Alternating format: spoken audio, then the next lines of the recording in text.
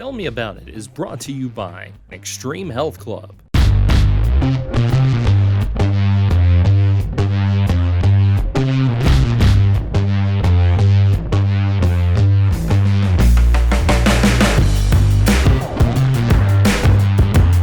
Trevent Hayes, KY Sports TV. Riding solo today. My shotgun rider, James Brown, is currently busy doing other things. I'm with KY Sports TV. James is with 104 The Score, and we are both usually on Glasgow Electric Plant Board Channel 6, the local channel, but it's just me. So I am by myself. Feels a little weird because James usually has a lot of argumentative points for me. So I guess I can just kind of talk and see if I can visualize him arguing with me as I'm talking. But we are on Tell Me About It. And today we're going to talk about the coaching carousels in both the NCAA as well as the local high school coaching scene. We're going to start with the Western Kentucky, the Hilltoppers. I was not surprised that Coach Lutz left after his first season. I've been telling people for several years that Western Kentucky is a stepping stone for college coaches in both football and basketball. And if you look at some of the previous coaches that have coached there in both sports, as soon as they get a little success, somebody bigger comes along and pretty much just takes them away from Western. And I don't know if it's because Western doesn't pay as competitive as these other schools or whatever the reason is, but I really thought Lutz would stay past 1 year with the success that he had this year. The guy they hired, Palone, I have no idea who he is. And so although I don't have anybody in the picture with me, I will be shouting some questions to Aaron, and you guys probably won't be able to hear his responses, but I'll relay those responses to you. Coach PK, that's what I'm going to refer to him as. We had to deal with KP for the last 2 years, and I'm telling you, it was absolutely horrible. But Coach PK, I've watched several videos of him in the locker room and him at practice, and his interaction with the kids is it's phenomenal to me. Watched one video where he had a big boombox on his shoulder, and he came in and was dancing with the kids, and, he's going to take criticism. Everybody's asking, what's it going to be like for him after 2 years? Are they going to give up on him? But I really think this guy comes in. I think he comes in and wins at least 15 games this year. After Monday, Tyler Johnson was the last scholarship player that Louisville had on the roster, and he entered the transfer portal. So now I think they're down to just Hersey Miller. And I did see a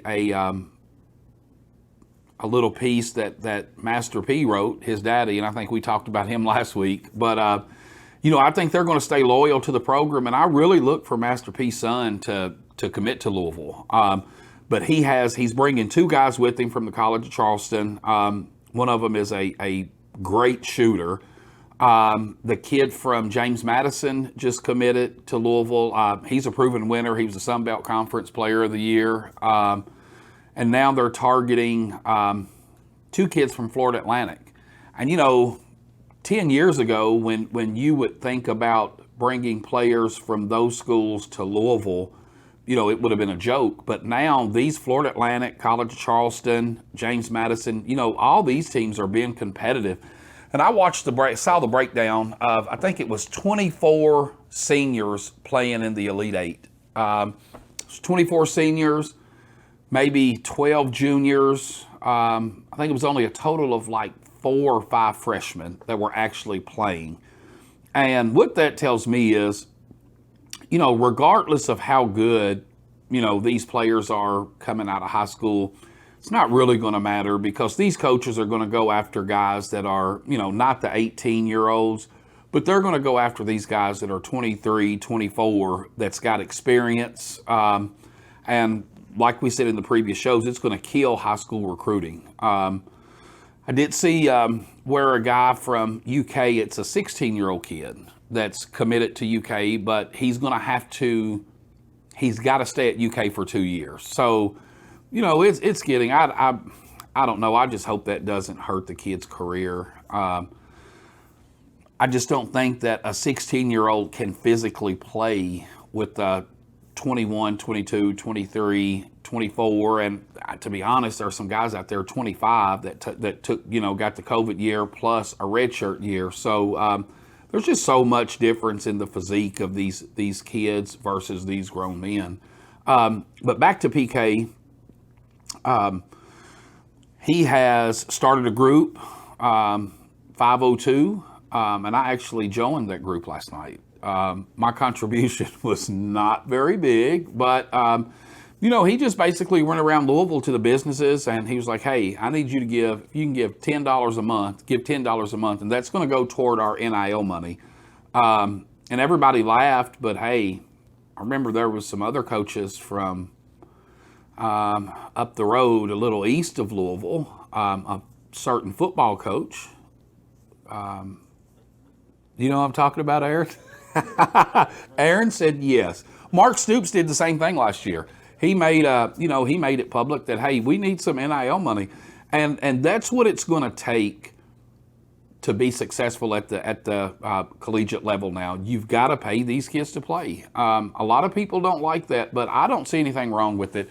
At one time Louisville was the #1 earnings university in college sports for everything. And 2013, that was, everybody's going to say, well, they didn't win. They did win because I was there. But they played in the Orange Bowl in football. The men won the national championship, and the women went to the Final Four. Track and field had like 9 national champions. They even won in rowing. I didn't know Louisville offered rowing, but they call it the year of the Cardinal, and I forgot how many millions of dollars they brought in to the university that year. So my thing is, if these kids are performing and selling tickets, and they're filling the arenas, they're filling the stadiums, why not give them a portion of that money? I mean, it's just like saying you're going to work and you don't want to be paid. Nobody wants to go to work and not get a paycheck. So I just think that the NIL is completely taking over sports. So now, instead of it being the NCAA, I think it's the mini NFL and the mini NBA. That's where I'm at with that, but I'm going to take a quick break, and when I come back, we're going to revisit the Western Kentucky job and talk about the high school coaching jobs.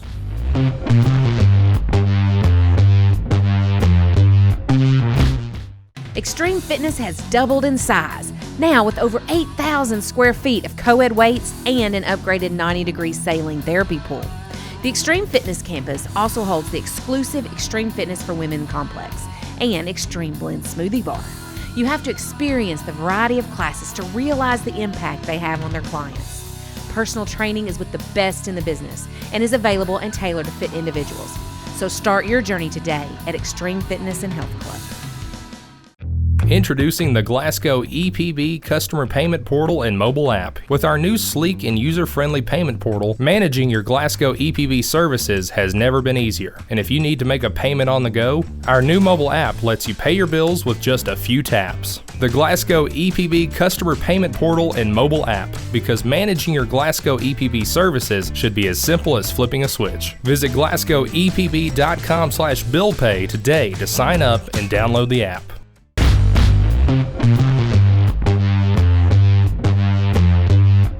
Welcome back to Tell Me About It. Trevent Hayes, again, KY Sports TV. I think I'm sad, Aaron, because James is not here. He did tell me that his dogs got loose and he had to go catch his dogs this morning. He did find them. He called me. He said he had to do some other things, and there were some baseball games that he had to cover. But going back to the WKU job, a lot of people say that you shouldn't hire a high school coach to coach college. I don't know where people get that from. I mean, I don't think everybody just jumps into coaching college basketball. if you look at Alabama's coach Nate Oates 10 years ago, as Aaron and I were talking, he was a high school basketball coach and math teacher, and now he's coaching in the Final Four. And I said that to say this.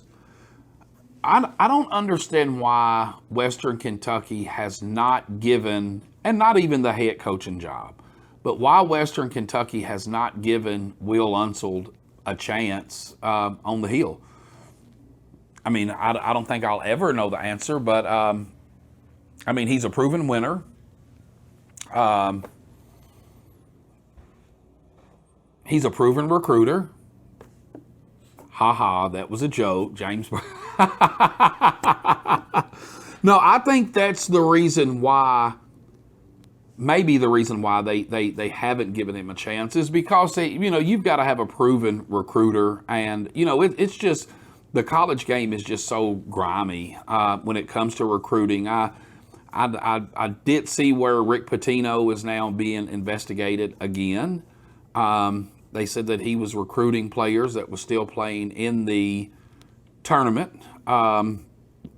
So that was just my point on my take on that. I just didn't understand why they have never, even asked him to come on as an assistant. Now the high school jobs around.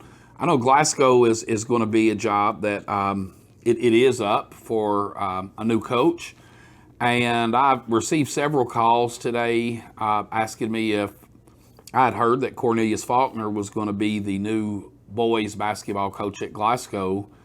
And, as I told the people, I didn't know, but I did call Cornelius myself. And Cornelius said that he has no interest in the job. He has not been approached about the job, but he will not be the next boys basketball coach at Glasgow.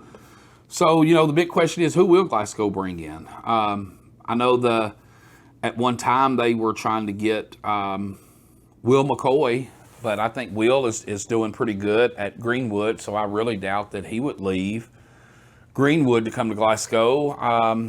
I know the two Tinsley twins had been assistant coaches at Glasgow. I don't know if they're a target or if they're interested, but around here there's really not a lot of coaches that are available.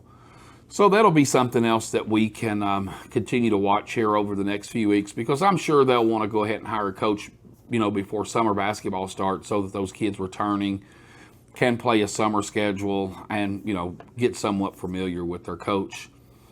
Aaron, what's something else that you think we need to put a little spotlight on today? You talked a few weeks ago about NIL opportunities in high school. Yes.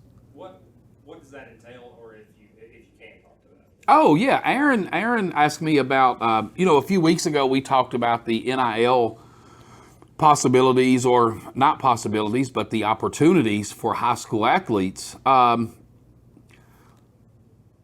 It's pretty much like college. If there's a company out there that wants to pay a high school kid for their name, like, and image, then they're or name, image, and likeness, then they're allowed to do so. And in the bigger cities, there are already companies that are targeting these high school kids to sign these NIL deals. And I think the reason that the companies or these agencies that are coming on board, they do have lawyers that are on their staff. I think the reason that they're targeting some of these high school kids with the bigger names is, to my understanding, is if they sign with them in high school, then it also carries over to college. So, if they get these kids a couple of $1,000s for high school, and, when they get to college, if they get, $50,000, $60,000, and they're still going to get a percentage of that from those kids. So we all know that it's always a dog-eat-dog world. Nobody's just going to come out and tell a kid, hey, I'm going to get you this amount of dollars without looking for something from that kid, But the requirements are not too much from what I've read. So what's not too much? And you joked about Will, earlier in the segment. Yes. About recruit. How do you feel that since there is a path He, Not only him, but just the recruiting, and then there's enforcement behind that. And how do you think that changes the landscape?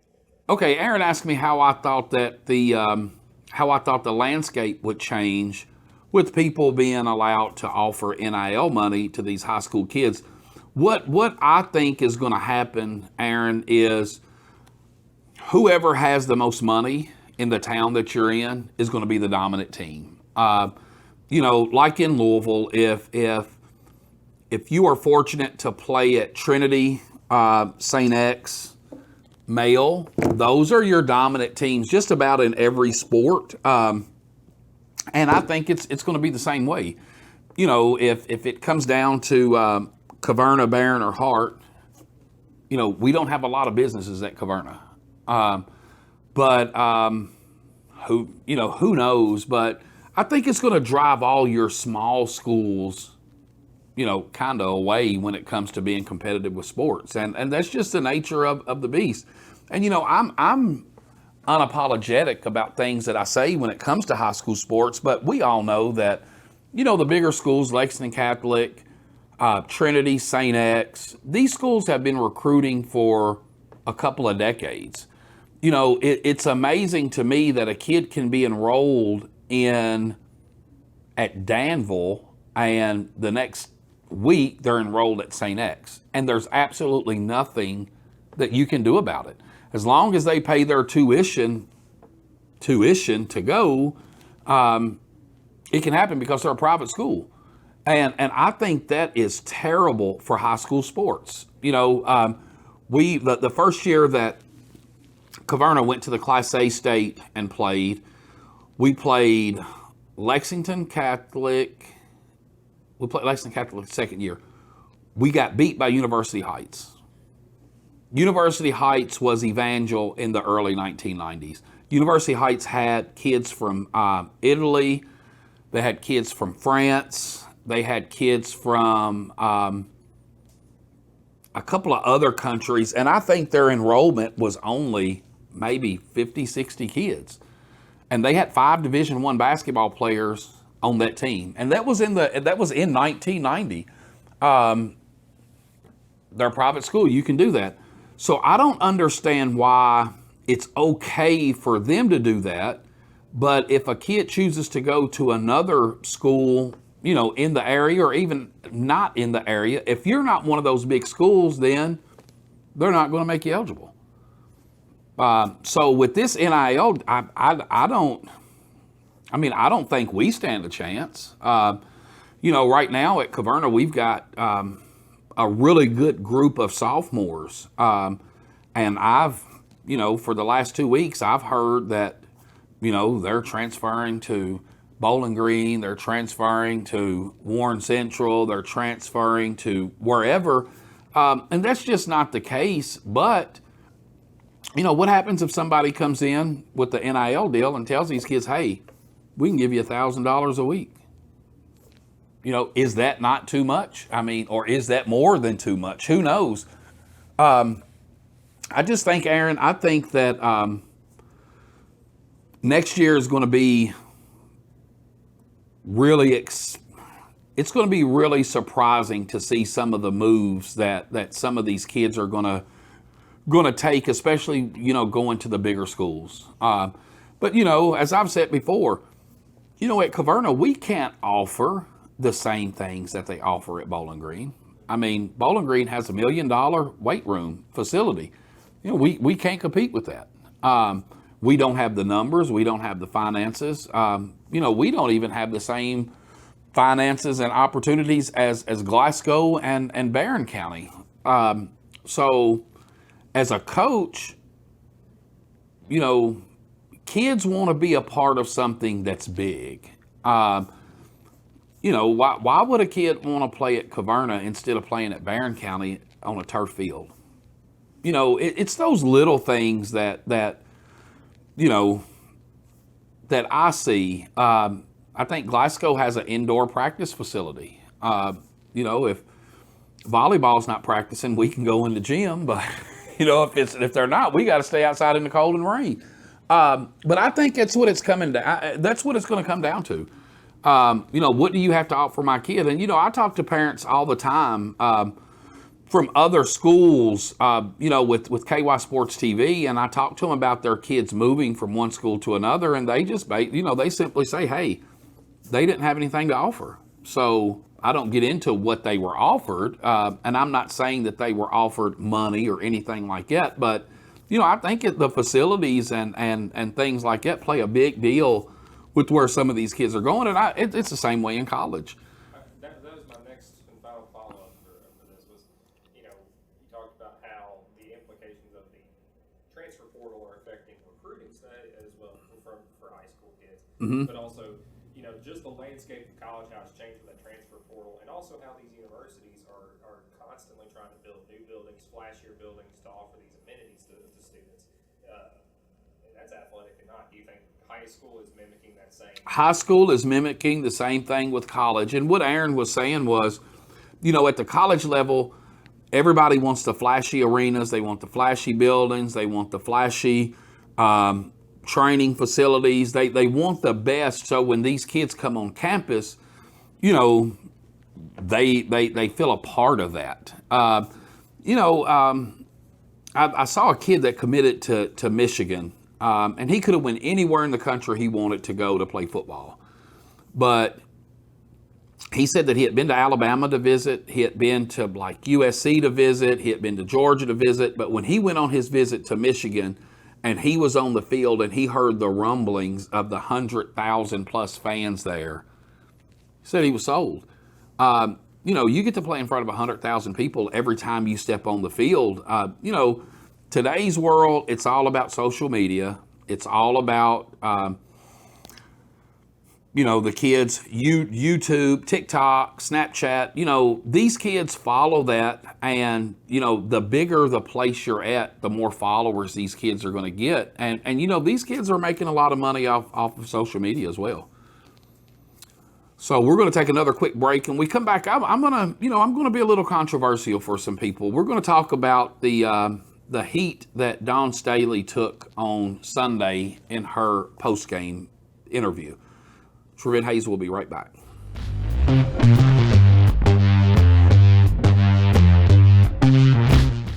Extreme Fitness has doubled in size, now with over 8,000 square feet of co-ed weights and an upgraded 90-degree saline therapy pool. The Extreme Fitness campus also holds the exclusive Extreme Fitness for Women complex and Extreme Blend smoothie bar. You have to experience the variety of classes to realize the impact they have on their clients. Personal training is with the best in the business and is available and tailored to fit individuals. So start your journey today at Extreme Fitness and Health Club.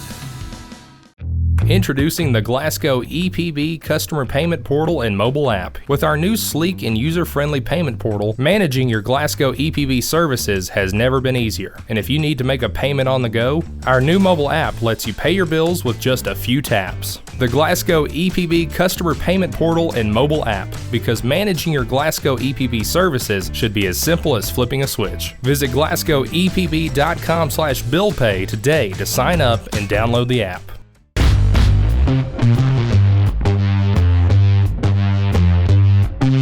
We're back on Tell Me About It, and I'm sure most of you or many of you may be looking at my shirt, see what my shirt is, but it's the Renaissance Men, and it says Legacy, Pride, Community, and Trust. It's a group that I'm in Taylor County, Campbellsville. We do a lot of outreach for the community, back to school stuff. We try to help people that's less fortunate than other people in the community, and just something that I'm a part of, and they'll all be proud to see that I wore my shirt today. But with that being said, I'd like to just finish this show up tonight talking about women's college basketball again. For the last 10 years, there's been a climb in interest in women's basketball. But this year, by far, hands down, the only major sporting event that the Iowa LSU game, as far as the broadcast, the only major sporting event that had more views in that game was the Super Bowl. And the NBA Finals, the 23 NBA Finals, the World Series, blew the other numbers out of the water. And it was mainly because of all of the anticipation leading up to the rematch of Angel Reese and Caitlin Clark. Coach Darryl Murphy was on the show with us a few weeks ago, and he talked about the double standards that America has when it comes to certain things. And I agree with him wholeheartedly. It's kind of like the media always has to have a villain. You got a hero and you got a villain. But who are they to pick who the villain is? At the end of the day, Angel Reese, Juju Watkins, Caitlin Clark, Paige Buckler, all these girls are still 18 to 21, 22-year-old young ladies. And I think we put so much pressure on them that it's really unfair to them. As Aaron said, 5 years ago, it was kind of pat on the back.